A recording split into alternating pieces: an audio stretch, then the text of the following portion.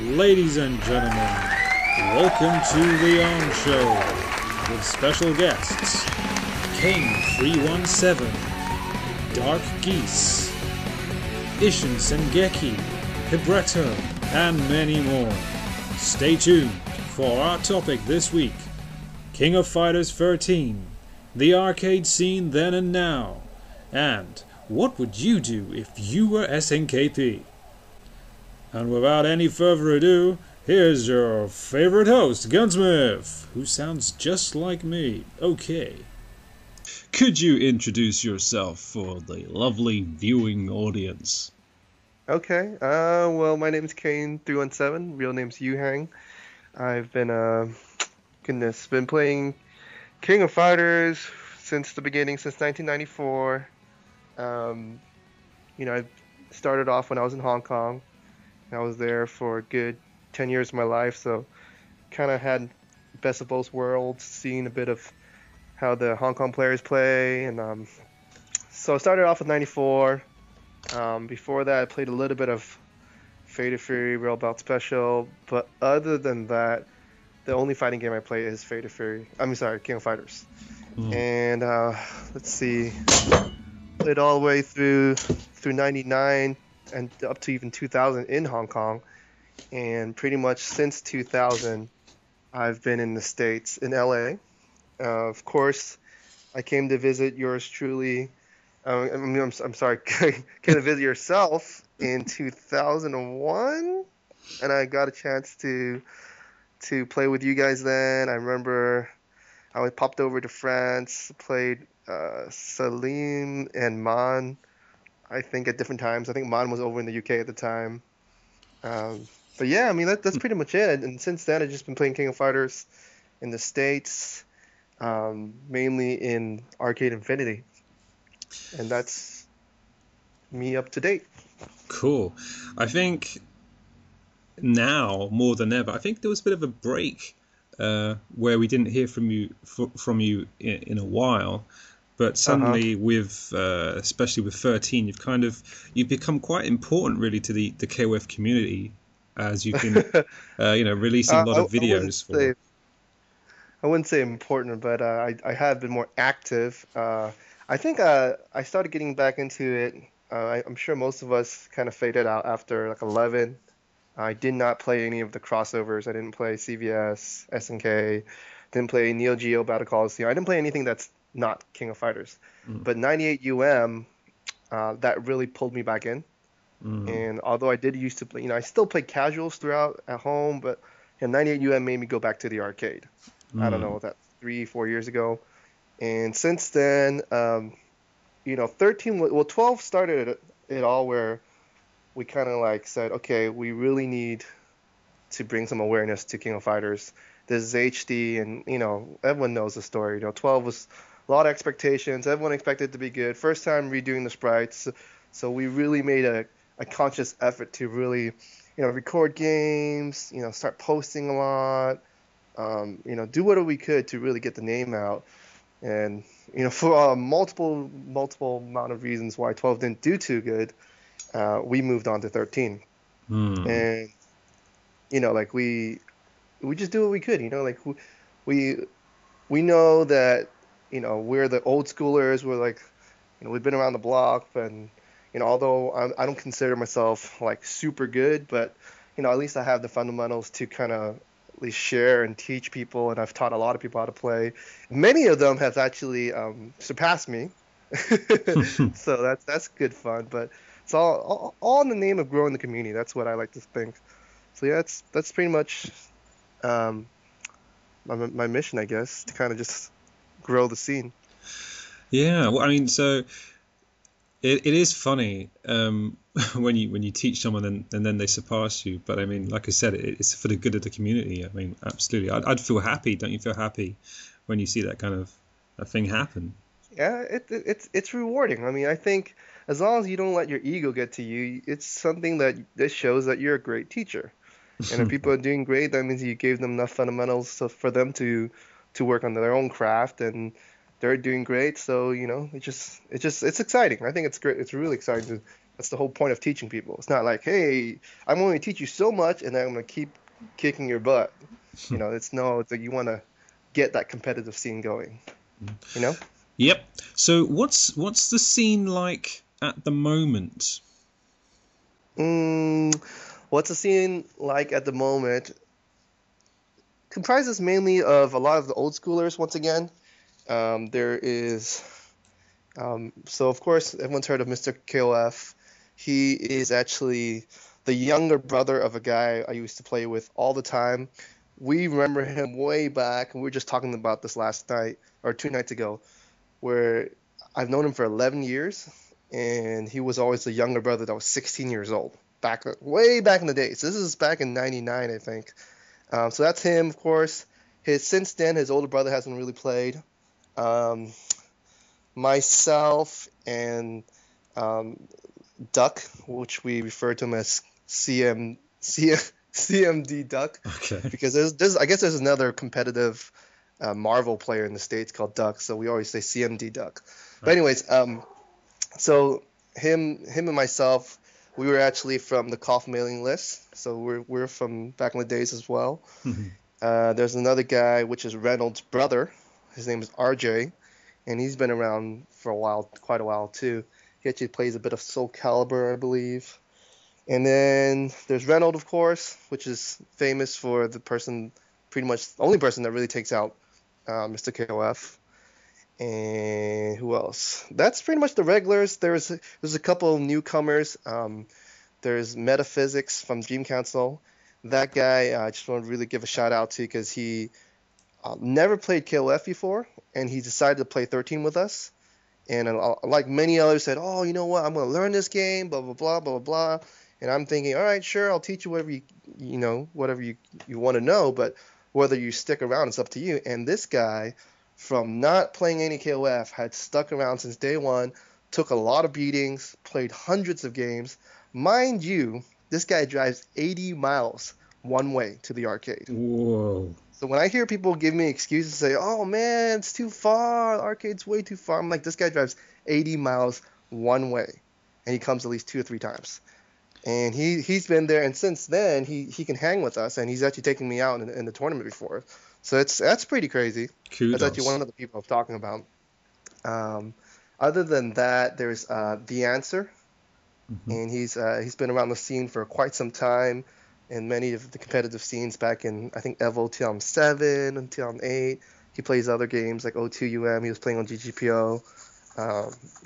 Consistently performs very, very well. And he always comes top 4 or something in every tournament. But that's pretty much the scene. It's about 5 to 6 solid players that speak English, I guess. Of course, I'm forgetting to mention we have what they refer to as the Cali Mexicans, and there's at least 8 people there. I'm just gonna throw some names out. There's Chris, KOF, Yoshi, Romance, of course. There's Raul, Bala, Rasmus, Pepe, Pizarro. There's a bunch of them, and they're referred to as the Cali Mexicans. And every single time we have a tournament, we meet up, but we don't play locally anymore since it's a bit of a drive for themselves. So what do you think it's like, just briefly in your own words, obviously, what do you think it's like compared to the 90s? Oh, man. It doesn't compare. The 90s, it was great. This is pre-internet, really. Like, the only way to get any form of competitive gaming outside of, bringing a console over to your friend's house is the arcade. And, of course, in Hong Kong, it was just like Japan. You just pop down the street. It's literally downstairs, and there's an arcade. You walk around the corner, there's another arcade. You walk around another corner, there's an arcade. There's arcades everywhere. And, everyone played KOF. Even in the 90s in the States, it's a little bit further, but there's always a local arcade, a mom and pop store around the corner, pizza joint of some form where you just go and play. And, it's not there anymore. There's no more scene anymore. The 90s was just crazy. Everyone played some form of game. Now it's like everyone plays on Xbox or PlayStation. Mm. And the arcade era is dying, and it's inevitable, but you just got to move on. Mm. Yeah, I was going to ask you why do you think that is, but you've actually answered that question, so that's wonderful. But it's interesting because we think, the arcades are dying, yeah, and the consoles have now got arcade perfect ports, but I get the feeling that it's still not quite the same, or do you feel that it's the same? I mean, how do you think about fighting games being on consoles? Is that a good thing for the community, or do you think it's the opposite? Well, I think there's pros and cons. I mean, of course, a console would never be a perfect emulation, at least not in atmosphere.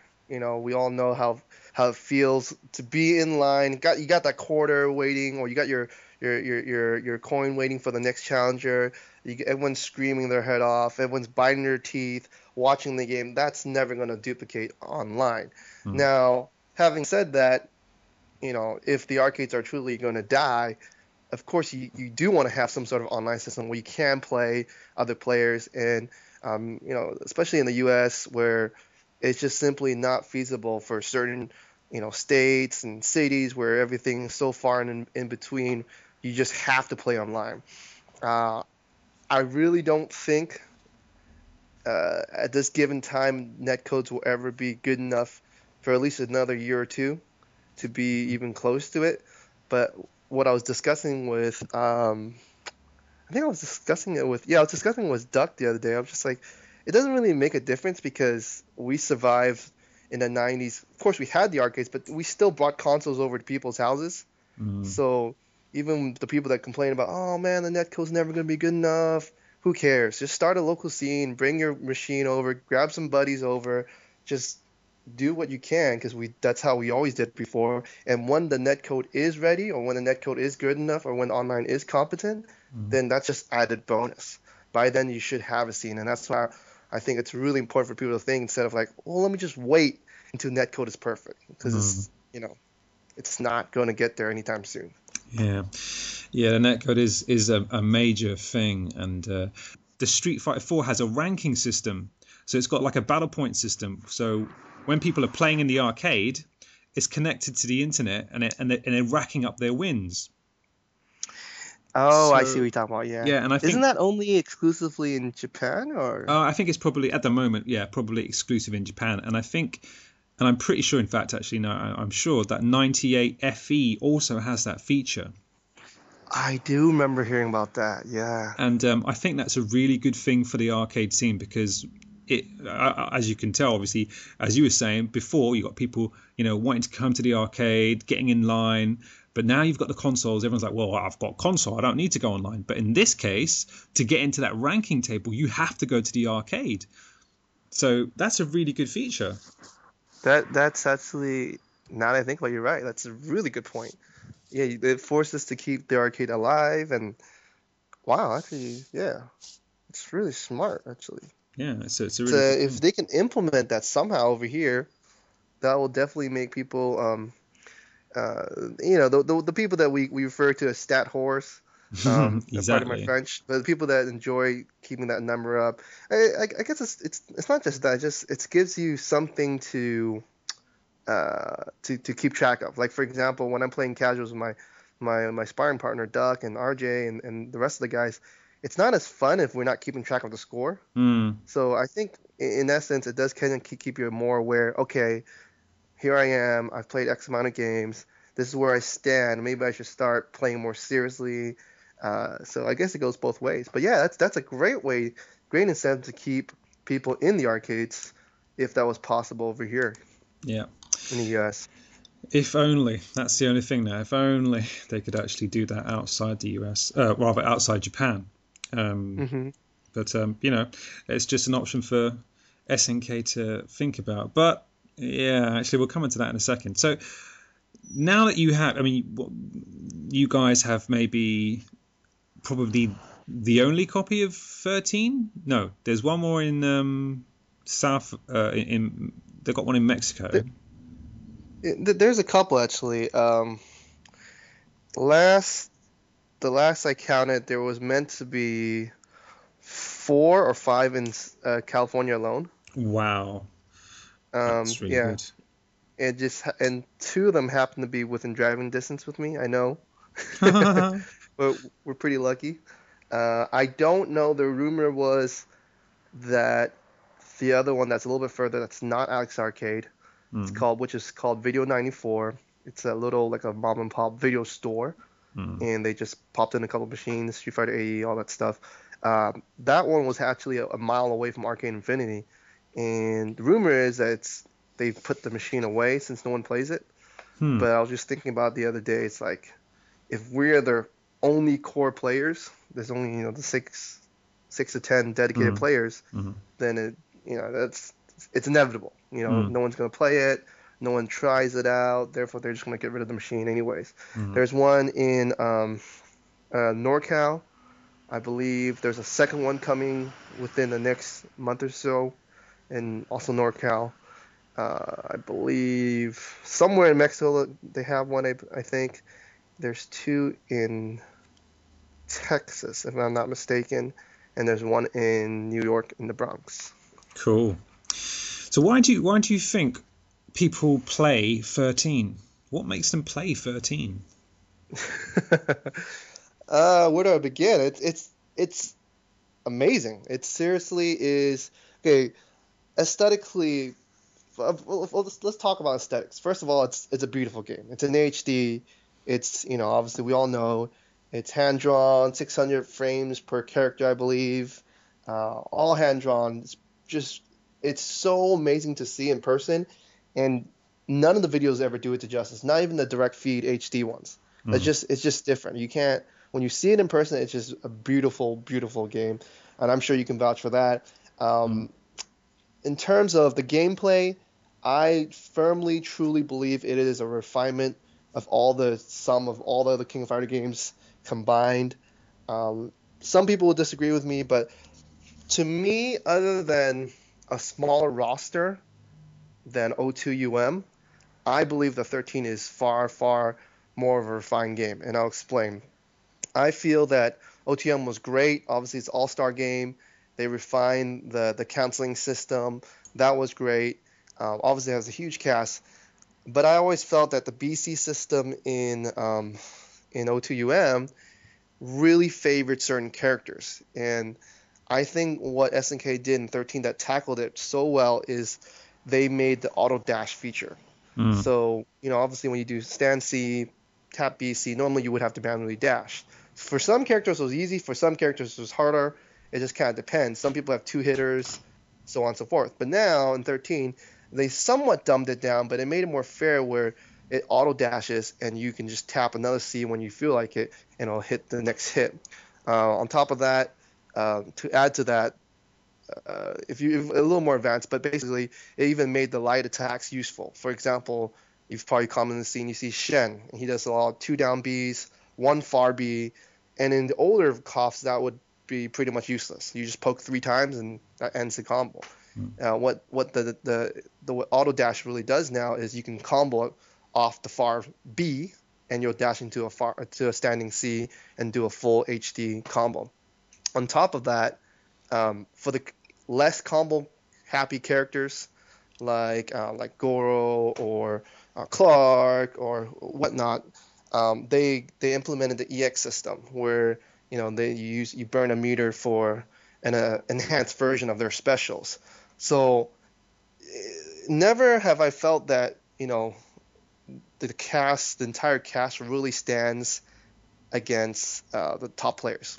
mm. I guess I should rephrase that. Basically, I feel that the game's really balanced, and because of the EX mode, like I feel that even Goro or Clark or Joe, they stand a chance against those super combo friendly K dashes and Yoris and Shens and everything. They all stand a chance because of the EX mode.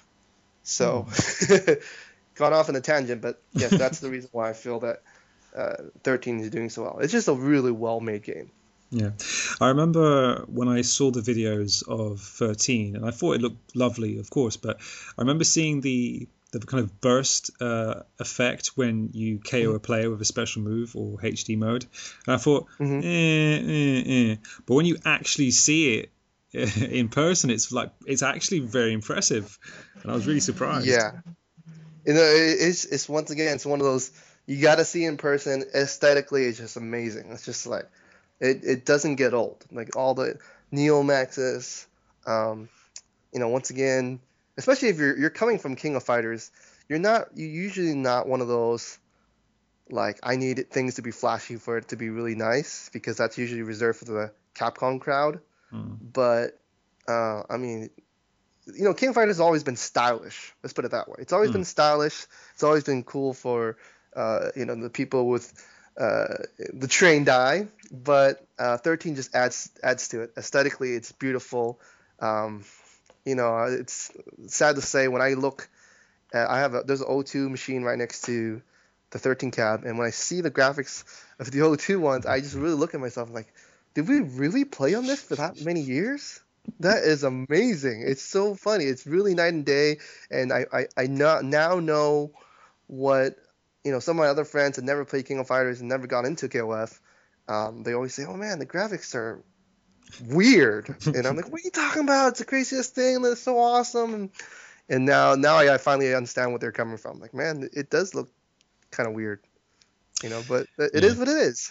Yeah, I had the same problem. I was playing 12 constantly, and then when I saw like 98 and 2002, I thought, what? This is like Lego Stickman Fighter. Exactly. It's like, oh my god, what is that? Wow. But yeah, I don't know if that's a lucky thing. Since 13 and 12 are out of our reach again, I've gotten used to 2002 again, and I think, hey, this looks really good. It's just a matter of you do adapt, and yeah, I mean, it's one of those things. But yeah. Okay, right. Let's get going, because obviously you've got other things to do. Right. So, right. Do you think, looking at 13, do you think anything is going to change when the console version is released? Oh man. I hope so. But okay. I guess the short answer would be even if it doesn't, it doesn't make a difference. I love it the way I love the way the version is at right now. Of course, a lot of people don't like Raiden and Cade and all that stuff. But even if they released it, I think it would be good. Having said that, there's a plethora of rumors going on out there saying there might be added characters, they'll do this, they do that. I don't know, but I guess any form of 13 will be perfect to me. What is your favorite thing about 13? Oh, man. Just going back to what I said earlier, I think the fact that I feel that every character can stand a chance. They all have their little thing. Their EX modes makes them interesting, even despite not having great HD combos. Great variety. It's just, I just think that it makes the game really, really interesting. I think the O2 really just kind of favored certain characters that had a lot of combo-friendly moves, but certain characters like Chang, and I don't know, is Chang in O2? I don't think he's even in O2, but yeah, he's in O2. Yeah, it just felt like he just felt left out, Mm. And I do like Chang too, so that's one of those things where, it's like, yeah, it's great, and you can still win in O2 with Chang and stuff, but you just feel like you're not really utilizing the system to its fullest without, the max mode stuff. Okay, so what's your least favorite thing about 13? Least favorite thing? It would be K-Dash. I really was. I was trying not to tell you. I was like, K-Dash, don't say it's K-Dash. Yeah, I mean, I've mentioned it several times in the forums before, but I feel that Raiden has obviously got more damage potential. Of course, people joke about the king of drop kicks, and we all know about that. I don't even have to go into that, but K-Dash overall feels too good in multiple areas. And I was talking with Kunio, or better known as number 17, over the weekend, the Japanese player from Japan. And he agrees with me. It's just like, so every character usually has their weaknesses. Like, Shen, for example, crazy on the offense, great HD combos, but he's, lacking in the defensive area. Or, Yori, also great options, really flashy combos. But once again, when you play him, you can still feel that there's something missing. But which means balance, by the way. That's a good thing. But when you play with K and play against K, it's just too much of everything. And I wish they would address that so it would make the rest of the cast more fun to play with. It almost kind of forces you to use those characters to stay competitive. But still, having said that, I would say it's one of the more balanced King of Fighters I've seen. So least favorite thing about 13 would be just the balances of Raiden and K-Dash.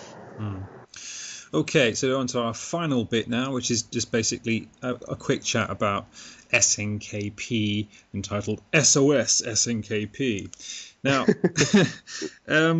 SNK has gone kind of quiet. I don't know about you, but SNK officially went quiet around, in fact, a lot earlier than 2001 when they officially closed.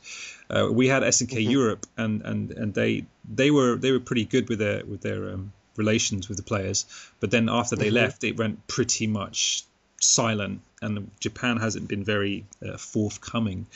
However, you did have SNKP rather come and visit you and actually ask for you guys to come and play 13. Well, let's have a quick chat about that. I mean, how did that happen? Oh wow. So we had this tournament going on called SoCal Regionals, and that is chiefly a Capcom tournament with other side games like Blaze Blue. I think Tekken was in there too. It was kind of last minute, but through various connections, through the answer, and through Gibby over at SNKCapcom.com, I guess Gibby knows somebody who works with somebody, and they have relations with, or they've worked in the past with SNK before, and they contacted him and said, "Hey, listen, there's a major tournament going on. We would really like to have 13 there. Could you supply us the board?" And as far as I know, that's how the story goes. And with some, of course, consideration and all that stuff, eventually it did happen. And the SNK representative himself, he showed up. Unfortunately, I didn't get a chance to really talk to him because there was no translator. But anyways, he showed up, and it was great. And just the fact that they had some form of presence was just amazing. It just kind of gave the scene hope. And then within 2 weeks afterwards, there was another tournament called Northern California Regionals. And the same thing, we went through the same amount of hurdles and said, "Hey, there's another tournament going on. Can you please help us out? Can you send some boards?" And they actually, in fact, sent prizes, and they sponsored all this stuff, and that was pretty crazy. So, we're just really happy. Whatever they can do, and as much as I'm a gamer, I'm a practical person. I understand business is business, and if, for whatever reason the company's not doing too good, just the sheer fact that they can still show up and do whatever they can to help us out, we appreciate it. And so, since then, the same liaison told us that later this year, in October, there's going to be a massive, what did they call? Oh yeah, I think it's like Onicon or something, some sort of. It's almost like Comic-Con, but for anime in Texas. And he was telling us that we're going to have a major event sponsored by SNK for the masses. But it's just King of Fighters. It's just, so think Evolution, but for King of Fighters. SNK games, at least. So that's pretty much what we do know. It's just through people that know people that know people. That's how we got in contact with SNK. Cool. Okay, now with the current situation, I mean, obviously the console development is obviously separate to the arcade development. So the people that have been working with you guys probably have got nothing to do with what's happening with the console. So now this is just a completely, theoretical question, and it doesn't mean that you think this should happen or this should happen or this person's at fault or whatever. But if you were the producer of the console version, what would you do right now? Or what would you be trying to do right now? Oh man, that's a loaded question. What would I be trying? What would I try to do if I was a producer of 13? I would, in the meantime, I would rally up the fans. Um, you know, at least build a some form of communication with them. I think they did great this year when they first started off with, the blogs from the developers. They had developer games. They had the official YouTube from Japan. Even SNK Hong Kong had official YouTube clips, and I thought that's crazy because that's a first. They've never done that before. And if they just continue to do that, um, even have a forum or have people speak through the forums, that'll be great. I think another great thing they could do would be to do what Namco and Capcom's done seemingly, and find a community manager for the US. And I think nothing speaks more than having a actual player and a fan himself, give his input. And, I mean, essentially that's what really is, right? You're creating a product for fans, and what's the point if the fans don't like it? So you got to get their input, see what they can do, see what they like. Obviously, host more tournaments. Even if the console's not even out yet, like, hey, just make some more 13 tournaments all over the country, instead of spending like the traditional money on marketing and money on commercials. Why don't you just throw?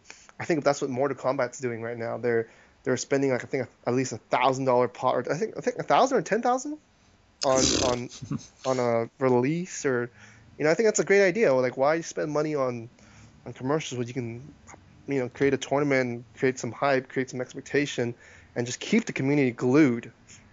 And that way, when it does come out, we'll be ready. Yeah. Funnily enough that you mentioned Mortal Kombat, I did actually see an article in the paper today about a couple of what they called spinsters or spinulizers, where there's a couple of marketing guys that basically take a sign of a product and then they go off somewhere, and I think they might even be from California. I don't know why, but they take a sign and then they just go into the public and they just play with the sign. They'll spin it, they'll do acrobats with it. Oh yeah, I think I read about that. They do that for like pizzas over here, like pizza stores here. They're doing it for Mortal Kombat.